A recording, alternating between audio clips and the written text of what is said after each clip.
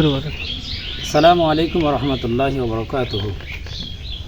আলহামদুলিল্লাহ, আমি খুব আনন্দিত এবং খুব খুশি হলাম যে আমাদের নর্তডাঙ্গি উম্মে ফায়জা নুরানি ও হাফিজিয়া মাদ্রাসায় যেটা মূল জিনিস, যেটা খুব দরকার প্রয়োজনীয় জিনিস, সেটা হচ্ছে কোরআনুল কারীম।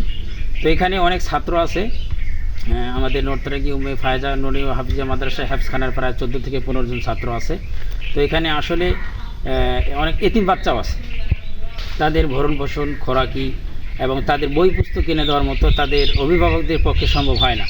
তো আলহামদুলিল্লাহ, আমাদের ভোগনগর কমিউনিটি সেন্টার থেকে, ভোগনগর কমিউনিটি একটা সংগঠন, সেখান থেকে আমরা কিছু কোরআন শরীফ পাইলাম। তো আমি খুব আনন্দিত যে এই কোরআন শরীফ পেয়ে আমি খুব আনন্দিত। আল্লাহ তাআলা যেন এনাদের এই সংগঠনটাকে আরও বাড়িয়ে দেন এবং কি ঊর্ধ্বতম উপরে নিয়ে যান, এটা আমি আল্লাহ তাআলার কাছে দোয়া করি। আর যে সমস্ত ভাইয়েরা এই সংগঠনে জড়িত আছেন, আমরা খাস করে আমি তাদের জন্য দোয়া করি, তারা যেন অবিরামভাবে খুব সুন্দরভাবে এটা এগিয়ে নিয়ে যেতে পারে।